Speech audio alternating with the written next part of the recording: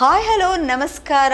Speed ನ್ಯೂಸ್ಗೆ ಸ್ವಾಗತ. ನಾನು ಕುಸುಮಾ ಶೆಟ್ಟಿ. ತೂಕ ಇಳಿಕೆ ಮಾಡೋದು, ತೂಕ ತುಂಬ ಕಡಿಮೆ ಮಾಡ್ಕೊಳ್ಬೇಕು, ಬೊಜ್ಜಿನ ಸಮಸ್ಯೆ ಕಾಡ್ತಾ ಇದೆ. ಎಲ್ಲರಲ್ಲೂ ಇದು ಒಂಥರ ಸಾರ್ವತ್ರಿಕ ಸಮಸ್ಯೆ ಆಗೋಗ್ಬಿಟ್ಟಿದೆ, ಗ್ಲೋಬಲ್ ಸಮಸ್ಯೆ.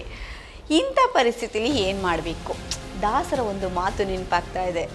ಸೊ ಎಲ್ಲ ಊರು ಸುತ್ಕೊಬಂದ್ರೂ ಕೊನೆಗೆ ನಮ್ಮೂರೇ ವಾಸಿ, ಹೌದಲ್ವಾ?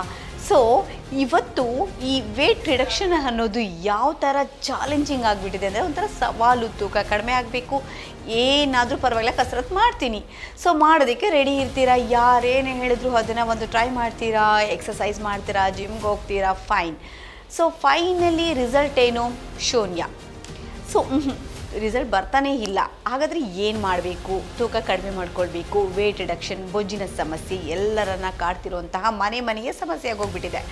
ಸೊ ಈ ಒಂದು ತೂಕವನ್ನು ಹಿಡಿಸ್ಕೊಳ್ಳುವಂತಹ ಒಂದು ಸಂದರ್ಭದಲ್ಲಿ ಎಲ್ಲ ಫಲಿತಾಂಶಗಳು ಕೂಡ ಶೂನ್ಯವಾಗಿರುವಂತಹ ಸಮಯದಲ್ಲಿ ಯಾವುದೆಲ್ಲ ಡಯಟ್ ಸೂತ್ರಗಳನ್ನು ಫಾಲೋ ಮಾಡಬೇಕು ಅನ್ನೋದು ಒಂದು ಪ್ರಶ್ನಾರ್ಥಕವಾಗಿ ಹೊಡೆದ್ಬಿಡ್ತಾ ಇದೆ. ಸೊ ನಿಮ್ಮ ಪ್ರಶ್ನೆಗೆ ಉತ್ತರವನ್ನು ಕೊಡ್ತಾ ಇದ್ದೀನಿ. ಇವತ್ತಿನ ಸ್ಪೀಡ್ ನ್ಯೂಸ್ನ ಹೆಲ್ತ್ ಬೀಟ್ಸಲ್ಲಿ ನಿಮಗೊಂದು ಸಲಹೆಯನ್ನು ಕೊಡ್ತಾ ಇದ್ದೀವಿ. ಏನದು? ತೂಕ ಕಡಿಮೆ ಮಾಡ್ಕೊಳ್ಬೇಕಲ್ವಾ?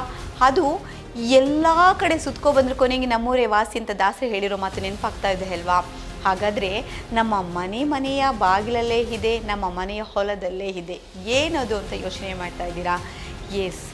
ನಾವು ಮರಳಿಗೂಡಿಗೆ ನಮ್ಮ ಅಜ್ಜ ಅಜ್ಜಿ ತಾತ ಮುತ್ತಾತಗಳು ಯೂಸ್ ಮಾಡ್ತಾಯಿದ್ರು. ಅದನ್ನು ಇವಾಗ ನಾವು ಮತ್ತೆ ಮರಳಿ ಅದನ್ನೇ ಬಳಸೋದಕ್ಕೆ ಶುರು ಮಾಡಿದ್ದೀವಿ. ಈಗ ದುಬಾರಿ ಕೂಡ ಆಗೋಗ್ಬಿಟ್ಟಿದೆ.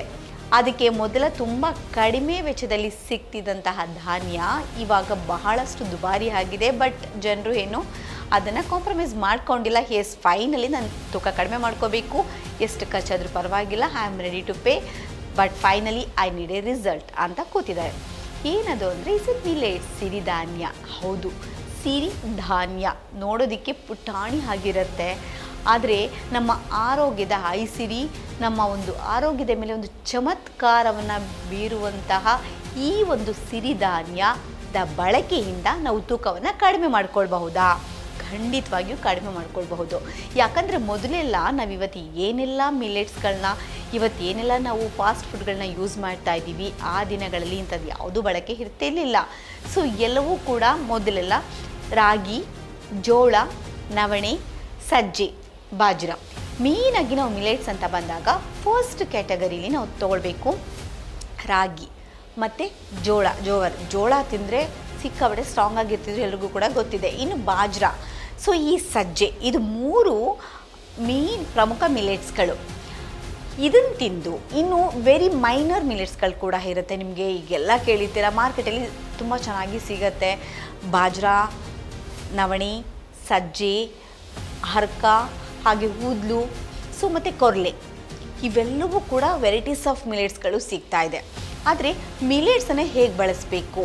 ಇದು ಬಳಸಿದ್ರೆ ನಮಗೆ ತೂಕ ಕಡಿಮೆ ಆಗುತ್ತಾ? ಈಗ ಫಸ್ಟ್ ಆಫ್ ಆಲ್ ನಮಗೆ ತೂಕ ಯಾವುದಕ್ಕೆ ಜಾಸ್ತಿ ಆಗ್ತಾ ಇದೆ ಅಂತ ಒಂದು ಸ್ವಲ್ಪ ಯೋಚನೆ ಮಾಡಿ. ಇದಕ್ಕೆ ತುಂಬ ಮೆಡಿಕಲ್ ರೀಸನ್ಸ್ ಕೊಡ್ಬೋದು, ಬೇಡ. ಒಂದು ಕಡೆ ನಾವು ಇದು ಏನಾಗ್ತದೆ ಅಂದರೆ ನಾವು ಲೈಫ್ ಸ್ಟೈಲ್ ಹೇಗಿದೆ ಅಂದರೆ ಸಿಕ್ಕಾಪಡೆ ಸ್ಪೀಡಲ್ಲಿ ಇರ್ತೀವಿ. ನಾವು ಯಾವುದೋ ಒಂಥರ ಮಾಡರ್ನೈಜೇಷನ್ ಅಂತ ಅಂದ್ಕೊಳ್ತಿರೋ, ಅಥವಾ ಏನೋ ಒಂದು ನಮಗೆ ಫೆಸಿಲಿಟೀಸ್ ಬೇಕು, ಅಥವಾ ನಮಗೆ ಬಾಯಿ ಚಪ್ಪಲಕ್ಕೆ ತಿನ್ನೋದಕ್ಕೆ ಬೇಕು ಅಂತನೋ ಕೈಗೆ ಸಿಕ್ಕಿದಂತಹ ಒಂದು ಶರ್ಕರ, ಪಿಷ್ಟ ಪದಾರ್ಥಗಳು, ಇದನ್ನು ನಾವು ಜಾಸ್ತಿ ಬಳಕೆ ಮಾಡ್ತಾ ಇದ್ದೀವಿ. ಪಿಷ್ಟ ಪದಾರ್ಥಗಳು ಬೇಕು, ಅದರಲ್ಲಿ ನಾವು ಸಿಂಪಲ್ ಶುಗರ್ಸ್, ಕಾಂಪ್ಲೆಕ್ಸ್ ಶುಗರ್ಸ್ ಅಂತ ಏನೇನೋ ಇರುತ್ತೆ, ಮೆಡಿಕಲ್ ಚಾಮ್ ಅಂತ ಯೂಸ್ ಮಾಡಬೇಕು ಅಂತ ಅಂದರೆ, ಸೊ ನಮಗೆ ಬೇಕಾಗಿರೋದು ನಾರಿನ ಅಂಶ, ಹಾಗೆ ಒಂದು ಒಳ್ಳೆಯ ಪಿಷ್ಟ ಪದಾರ್ಥಗಳು. ಅದು ಯಾವುದ್ರಲ್ಲಿ ಸಿಗುತ್ತೆ ಗೊತ್ತಿರೋದಿಲ್ಲ, ಬಟ್ ತಿಂತೀವಿ. ಮಾಡರ್ನೈಜೇಷನ್ ಅಂತ ಹೇಳಿಬಿಟ್ಟು ನಾವು ಫುಲ್ ಫಾಸ್ಟ್ ಫುಡ್, ಜಂಕ್ ಫುಡ್ಗೆ ಸಿಕ್ಕಾಪಟ್ಟೆ ಅಡಿಕ್ಷನ್ ಆಗಿರ್ತೀವಿ. ಜಂಕ್ ಫುಡ್ ಅಂತ ಬಂದಾಗ ಸೊ ಇಲ್ಲಿ ಏನಾಗುತ್ತೆ ಅಂತ ಅಂದರೆ, ನಾವು ಜಾಸ್ತಿ ಸಕ್ಕರೆ ಅಂಶನ, ನಾರಿಲ್ಲದಂತಹ ಒಂದು ಪಿಷ್ಟ ಪದಾರ್ಥವನ್ನು ನಾವು ಹೆಚ್ಚು ಬಳಕೆ ಮಾಡ್ತಾ ಇರೋದ್ರಿಂದ ಏನಾಗುತ್ತೆ, ನಮ್ಮ ಶರೀರದಲ್ಲಿ ಕೊಬ್ಬಿನ ಅಂಶ ಸೇರ್ಪಡೆ ಜಾಸ್ತಿ ಆಗ್ತಾ ಹೋಗ್ತಾ ಇರುತ್ತೆ.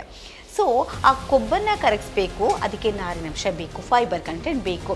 ಅದನ್ನು ಯಾರೂ ಕೂಡ ಮಾಡೋದಕ್ಕೆ ಹೋಗ್ತಾ ಇಲ್ಲ. ಇವತ್ತು ನಾವು ಮಾಡ್ತಿರೋಂಥ ಮೇಜರ್ ಮಿಸ್ಟೇಕ್ ಅದು. ಹಾಗಾದರೆ ಈ ಮಿಲೆಟ್ಸ್ ಅಂತ ನಾನು ಮೊದಲೇ ಹೇಳಿದೆ, ಯಾವುದೆಲ್ಲ ಟೈಪ್ಸ್ ಆಫ್ ಮಿಲೆಟ್ಸ್ಗಳು ಇವತ್ತು ಮಾರ್ಕೆಟಲ್ಲಿ ಸಿಗ್ತಾ ಇದೆ ಅಂತ. ಸ್ಪೆಷಲಿ ನಿಮಗೆ ಈ ಕೊರೋನಾ ಟೈಮಲ್ಲಿ ಎಲ್ಲರೂ ಕೂಡ ಹೆಲ್ತ್ ಕಾನ್ಷಿಯಸ್ ಆದರು. ಈ ಮಿಲೆಟ್ಸ್ಗಳನ್ನ ಹಾಗೆ ಈ ವೆರೈಟೀಸ್ ಆಫ್ ರೈಸ್ ಅಂದರೆ ವೈಟ್ ರೈಸ್ ಬಿಟ್ಟು ಈ ರಾಜ್ಮುಡಿ ರೈಸ್, ರೆಡ್ ರೈಸ್ ಅದಕ್ಕೆಲ್ಲ ಸಿಕ್ಕಾಪಟ್ಟೆ ಸ್ವಿಚ್ ಆನ್ ಆದರು. ಆ ಟೈಮಲ್ಲಿ ಅದರದಂಥ ರೇಟು ಸಿಕ್ಕಾಪಟ್ಟೆ ಡಬಲ್ ಆಯಿತು.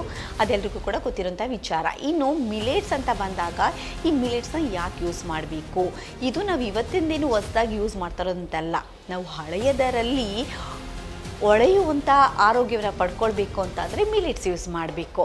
ನಮ್ಮ ಸರ್ವಜ್ಞನೇ ಒಂದು ಮಾತು ಹೇಳಿಬಿಟ್ಟಿದ್ದಾರೆ, ರಾಗಿ, ಸಜ್ಜೆ, ಜೋಳ ತಿಂದವನು ಬಲವಂತನು, ಸಕ್ಕರೆ ಅನ್ನಕ್ಕೆ ಬಿದ್ದವನು ದುರ್ಬಲನು.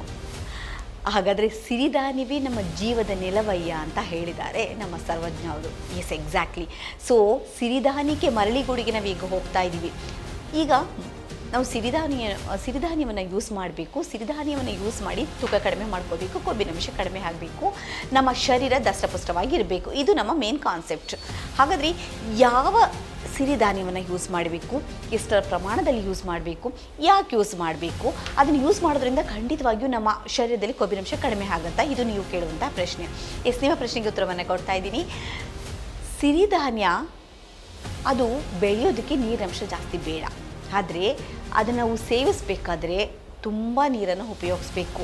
ಸ್ಪೆಷಲಿ ನಾವು ಆ ಮಿಲೆಟ್ಸಲ್ಲಿ ಮಾಡಿದಂತಹ ಇಡ್ಲಿ, ದೋಸೆ ಅಥವಾ ರೋಟಿ ಮಾಡ್ತಿರೋ ಅಥವಾ ಅದನ್ನು ಮಿಲೆಟ್ಸ್ನ ಯೂಸ್ ಮಾಡಿ ಅದನ್ನು ಬೇರೆ ಬೇರೆ ವೆರೈಟೀಸ್ ಆಫ್ ಬ್ರೇಕ್ಫಾಸ್ಟ್ಗೆ ಯೂಸ್ ಮಾಡ್ತಿರೋ ಅದನ್ನು ತಿಂದ ಮೇಲೆ ತುಂಬ ಜಾಸ್ತಿ ನೀರು ಕುಡಿಬೇಕು.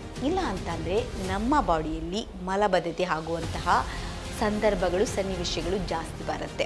ಸೊ ಹಾಗಾಗಿ ಮಿಲೆಟ್ಸ್ನ ತಿಂದಮೇಲೆ ನೀರು ಕುಡಿಯೋದನ್ನು ಮರಿಬೇಡಿ. ಈಗ ಮಿಲೆಟ್ಸ್ ತಿನ್ನೋದ್ರಿಂದ ಯಾವ ಥರ ನಮ್ಮ ಶರೀರಕ್ಕೆ ಅದು ಕೊಬ್ಬಿನಂಶವನ್ನು ಕಡಿಮೆ ಮಾಡುತ್ತೆ, ತೂಕ ಕಡಿಮೆ ಮಾಡುತ್ತೆ ಅಂತ ನೀವು ಯೋಚನೆ ಮಾಡ್ತಾ ಇದ್ದಾರೆ. Very simple.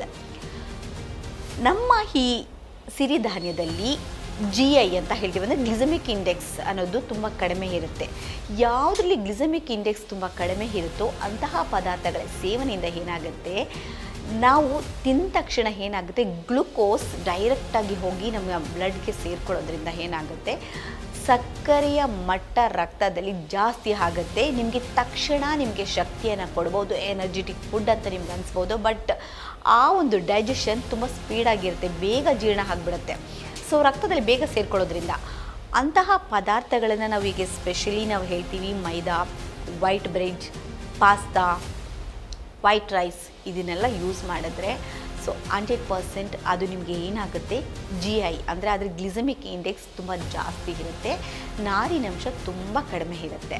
ಆಗ ಯಾವ ಒಂದು ಆಹಾರ ಪದಾರ್ಥ ನಾವು ಸೇವನೆ ಮಾಡಿದಾಗ ನಮ್ಮ ರಕ್ತದಲ್ಲಿ ಹೋಗಿ ಸೇರ್ಕೊಳ್ಳೋದಕ್ಕೆ ಗ್ಲುಕೋಸ್ ಅಂಶವನ್ನು, ಗ್ಲುಕೋಸ್ ಇಸ್ ನಥಿಂಗ್ ಬಟ್ ಅದು ನಮಗೆ ಶಕ್ತಿದಾಯಕವಾದದ್ದು, ಶಕ್ತಿನ ಕೊಡುವಂತಹ ಒಂದು sugar, is a type of sugar. So ಅದು ನಿಧಾನವಾಗಿ ಬಿಡುಗಡೆ ಆಗುತ್ತೋ ಆವಾಗ ಜೀರ್ಣಕ್ರಿಯೆ ನಿಧಾನವಾಗಿ ಆಗುತ್ತೆ. ಬಟ್ ಹೊಟ್ಟೆ ತುಂಬಿದಂತಹ ಫೀಲಿಂಗ್ ಬರಬೇಕು, ಸ್ಯಾಟಿಟಿ ವ್ಯಾಲ್ಯೂ ಅಂತ ಹೇಳ್ತೀವಿ. ಅಂದರೆ ಆ ಸ್ಯಾಟಿಟಿ ವ್ಯಾಲ್ಯೂ ಕೊಡಬೇಕು. ನೀವೀಗ ತಕ್ಷಣ ತುಂಬ ಸುಸ್ತಾಗ್ತಾ ಇದೆ, ಕೆಲಸ ಮಾಡಿ ಬಂದಿದ್ದೀನಿ, ಅಥವಾ ನನಗೆ ತುಂಬ ಹಸುವಾಗ್ತಾ ಇದೆ, ಏನಾದ್ರು ತಿನ್ನಬೇಕು ಅಂದಾಗ ಜ್ಯೂಸ್ ಕುಡಿತೀರಾ, ಅಥವಾ ಯಾವುದೋ ಒಂದು ವೈಟ್ ಬ್ರೆಡ್ ಸ್ಯಾಂಡ್ವಿಚ್ ತಿಂತೀರಾ. ಸೊ ಬ್ರೆಡ್ಡಲ್ಲಿ ಮಾಡಿದಂತಹ ವೆರಿ ಜಂಕ್ ಫುಡ್ಗಳನ್ನ ನೀವು ಸೇವನೆ ಮಾಡ್ತೀರಾ ಅಂತ ಇಟ್ಕೊಳ್ಳಿ. ನಿಮಗೆ ಇಮ್ಮಿಡಿಯೇಟ್ ಹೊಟ್ಟೆ ಏನೋ ತುಂಬುತ್ತೆ, ಶಕ್ತಿನೂ ಬರುತ್ತೆ. ಬಟ್ ಸೈಮಲ್ಟೇನಿಯಸ್ಲಿ ಅದು ರಕ್ತದಲ್ಲಿ ಹೋಗಬೇಕಾದ್ರೆ ಬೇಗ ಹೋಗೋದ್ರಿಂದ ನಿಮಗೆ ಶಕ್ತಿಯನ್ನು ಕೊಡುತ್ತೆ, ಅದರ ಜೀರ್ಣಕ್ರಿಯೆ ಬೇಗ ಫಾಸ್ಟಾಗಿ ಆಗಿಬಿಡುತ್ತೆ. ಆ ಡೈಜೆಷನ್ ರೇಟ್ ಇರುತ್ತಲ್ಲ ಅದು ಬೇಗ ಆದಷ್ಟು ನಿಮಗೆ ಏನಾಗುತ್ತೆ, ಒಂಥರ ಇನ್ಸ್ಟಂಟ್ ಎನರ್ಜಿ ಥರ ನಿಮಗೆ ಕೊಟ್ಬಿಡುತ್ತೆ. ಅದೇ ಒಂದು ರಕ್ತದಲ್ಲಿ ಯಾವಾಗ ಸಕ್ಕರೆ ಅಂಶ ಸೇರಿಕೊಳ್ಳುತ್ತೋ ಆವಾಗ. ಬಟ್ ನಮಗೆ ಬ್ಲಡ್ಡಲ್ಲಿ ಸ್ಲೋ ರಿಲೀಸ್ ಮಾಡುವಂತಹ ಗ್ಲುಕೋಸ್ ಇರಬೇಕು. ಆ ಫುಡ್ ಯಾವುದು ಅಂತ ಅಂದರೆ ಸಿರಿಧಾನ್ಯ. ಅದಕ್ಕೆ ನಾವು GI. ನಿಮ್ಮ ಒಂದು ನಾರ್ಮಲ್ ಲೇಮನ್ ಲ್ಯಾಂಗ್ವೇಜಲ್ಲಿ ಹೇಳಬೇಕು ಅಂತಂದರೆ ಜೀರ್ಣಕ್ರಿಯೆಯನ್ನು ಯಾವ ಪದಾರ್ಥ ನಿಧಾನಗೊಳಿಸುತ್ತೋ, ಮಂದಗತಿಯಲ್ಲಿ ಸಾಗುತ್ತೋ, ಹಾಗೆ ನಾರಿನಂಶದಿಂದ ಕೂಡಿತೋ, ಹೊಟ್ಟೆ ತುಂಬಿದಂತಹ ಒಂದು ಫೀಲ್ ಕೊಡುತ್ತೋ, ದಟ್ ಈಸ್ GI ಇಂಡೆಕ್ಸು ಕಡಿಮೆ ಇರುವಂತಹ ಪದಾರ್ಥಗಳು. ಜಾಸ್ತಿ ಇರುವಂಥದ್ದು ಆಲ್ರೆಡಿ ಹೇಳಿದೆ, ರೈಸ್ ಇದೆ, ವೀಟ್ ಇದೆ, ಸೊ ಸಕ್ಕರೆ ಪದಾರ್ಥಗಳಿದೆ. ಸೊ ಹಾಗಾಗಿ ಅದನ್ನು ನೀವು ಕಂಪ್ಲೀಟಾಗಿ ಬಿಟ್ಬಿಡಬೇಕು. ಸೊ ಸಿರಿಧಾನ್ಯ ನಿಮಗೆ ಇಲ್ಲಿ ಯಾವ ಥರ ಹೆಲ್ಪ್ ಮಾಡುತ್ತೆ ಅಂತ ನಿಮ್ಗೆ ಅರ್ಥ ಆಗಿರಬೇಕು. ಹಾಗೆ ಅದು ನಿಮಗೆ ಮತ್ತೊಂದು ಸಕ್ಕರೆಯಲ್ಲಿ ರಕ್ತದಲ್ಲಿ ಸಕ್ಕರೆ ಪ್ರಮಾಣವನ್ನು ಕಂಟ್ರೋಲ್ ಮಾಡುತ್ತೆ, ಅಂದರೆ ಬೇಗ ಸೂಟ್ ಆಗಲ್ಲ. ಸೊ ಅಂದರೆ ಇಮ್ಮಿಡಿಯೇಟಾಗಿ ನಿಮಗೆ ಹೈಪೋಗ್ಲಿಸಮಿಕ್, ಯಾರಿಗೆ ತುಂಬ ಲೋ ಶುಗರ್ ಇರುತ್ತೋ ಅವರುಗಳಿಗೆ ನಿಮಗೆ ತಕ್ಷಣ ತಿಂದುಬಿಡ್ತೀನಿ ಮಿಲೆಟ್ಸ್ನ, ನನಗೆ ಎನರ್ಜಿ ಬೇಕು, ನನಗೆ ಬ್ಲಡ್ ಶುಗರ್ ಲೆವೆಲ್ ಸ್ವಲ್ಪ ಜಾಸ್ತಿ ಆಗಬೇಕು ಅಂತಂದರೆ ಖಂಡಿತ ಆಗಲ್ಲ. ನಿಧಾನ ಮಾಡುತ್ತೆ ಅದು ಜೀರ್ಣಕ್ರಿಯೆಯನ್ನು ಮತ್ತು ಜೀರ್ಣಕ್ರಿಯೆಯನ್ನು ನಿಧಾನ ಮಾಡೋದ್ರಿಂದ ನಿಮಗೆ ಅದು ಸ್ವಲ್ಪ ಶುಗರ್ ಲೆವೆಲ್ನ ಕಂಟ್ರೋಲ್ ಇಡುವಂತಹ ಒಂದು ಇದಿರುತ್ತೆ. ಈಗ ಇದಿಷ್ಟು ನಿಮಗೆ ನಾವು ಮಿಲೆಟ್ಸ್ಗಳನ್ನ ಯೂಸ್ ಮಾಡೋದನ್ನು ಯಾಕೆ ಯೂಸ್ ಮಾಡಬೇಕು, GI ಇಂಡೆಕ್ಸ್ ಅಂದ್ರೇನು, ಅದರಿಂದ ಏನು ಯೂಸ್ ಆಗುತ್ತೆ ಅಂತ ಹೇಳಿದ್ವಿ. ಇನ್ನು ನೆಕ್ಸ್ಟು ನಾವು ಯಾವಾಗ ಆರೋಗ್ಯವಂತರಾಗಿರಬೇಕು, ಯಾವಾಗ ತೂಕ ಕಡಿಮೆ ಮಾಡ್ಕೊಳ್ಬೇಕು ಅಂತಂದರೆ ನಾವು ಇನ್ಸ್ಟೆಂಟ್ ವೆಯ್ಟ್ ಲಾಸ್ ಅಂತ ಯಾವತ್ತೂ ಹೋಗಬಾರ್ದು. ನಾವು ತಿನ್ನುವಂತಹ ಪ್ರತಿ ತುತ್ತು ಹಾಗೂ ನಾವು ಕುಡಿಯುವಂತಹ ನೀರಿನ ಪ್ರತಿ ಹನಿಯಲ್ಲೂ ಕೂಡ ನಮ್ಮ ಆರೋಗ್ಯ ಅದರಲ್ಲಿ ನಿರ್ಧಾರ ಆಗಿರುತ್ತೆ. ಸೊ ಅದು ಆರೋಗ್ಯಕರವಾಗಿರಬೇಕು ಅಂತಂದರೆ ನಾವು ತಿನ್ನುವಂತಹ ತುತ್ತು ಚೆನ್ನಾಗಿರಬೇಕು, ಅಂದರೆ ದಷ್ಟಪುಷ್ಟವಾಗಿರಬೇಕು, ನಮಗೆ ಪುಷ್ಟಿದಾಯಕವಾಗಿ ಇರಬೇಕು. ಹಾಗೆ ನಾವು ಕುಡಿಯುವಂತಹ ನೀರು ಕೂಡ ಆರೋಗ್ಯಕರವಾಗಿದ್ದರೆ ನಮ್ಮ ಶಕ್ತಿ, ನಮ್ಮ ಶರೀರ ಕೂಡ ಅಷ್ಟೇ ಆರೋಗ್ಯದಾಯಕವಾಗಿ ಇರುತ್ತೆ. ಸೊ ಹಾಗಾಗಿ ಒಂದು ಸಿರಿಧಾನ್ಯದ ಒಂದು ಉಪಯೋಗ ನಿಮಗೆ ಇವತ್ತು ತುಂಬ ಜಾಸ್ತಿ ಎಲ್ರಿಗೂ ಕೂಡ ತುಂಬ ಲೇಟಾಗಿ ರಿಯಲೈಸ್ ಆಗ್ತಾ ಇದೆ. ಸೊ ಇಷ್ಟು ಟೈಪ್ಸ್ ಆಫ್ ಮಿಲೆಟ್ಸ್ ಅಂತ ಹೇಳಿದೆ. ಸೊ ರಾಗಿ, ಸಜ್ಜೆ, ಜೋಳ. ಸೊ ರಾಗಿ ತಿಂದವನು ನಿರೋಗಿ ಅಂತಾಗುವನು, ಜೋಳ ತಿಂದವನು ತೋಳನಂತಾಗುವನು. ಸೊ ಹಾಗಾಗಿ ಇದೆಲ್ಲ ನಿಮಗೆ ತುಂಬ ಬಾಡಿಗೆ ಸಿಕ್ಕಾಬಟ್ಟೆ ಶಕ್ತಿ ಕೊಡುವಂಥದ್ದು ಫುಡ್ಡು. ಸೊ ಇದನ್ನು ನಾವು ಯಾವ ಟೈಮಲ್ಲಿ ತಿನ್ನಬೇಕು, ಸ್ಪೆಷಲಿ ಮಾರ್ನಿಂಗ್ ಬ್ರೇಕ್ಫಾಸ್ಟ್, ಮಧ್ಯಾಹ್ನ ಲಂಚ್.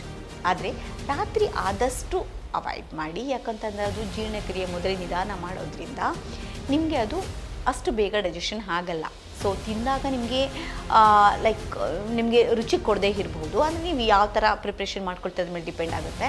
ಸೊ ಆದರೆ ಅದು ಬ್ಲಡ್ ಶುಗರ್ ಲೆವೆಲ್ನ ನಿಧಾನವಾಗಿ ರಿಲೀಸ್ ಮಾಡೋದ್ರಿಂದ ಸೊ ನಿಮಗೆ ಅದು ಇಮ್ಮಿಡಿಯೇಟಾಗಿ ಎನರ್ಜಿ ಕೊಡಲ್ಲ. ಹಾಗಾಗಿ ಡೈಜೆಷನ್ ಪ್ರಾಸೆಸ್ ಕೂಡ ತುಂಬ ಸ್ಲೋ ಆಗಿರುತ್ತೆ. ಸೊ ನೈಟ್ ಬೇಡ, ನಿಮಗೆ ಆದಷ್ಟು ಮಧ್ಯಾಹ್ನ ಮತ್ತು ಮಾರ್ನಿಂಗ್ ಬ್ರೇಕ್ಫಾಸ್ಟ್ಗೆ ಯೂಸ್ ಮಾಡಿ. ಬಟ್ ಹೆಚ್ಚಾಗಿ ನೀರನ್ನು ಕುಡಿಬೇಕು.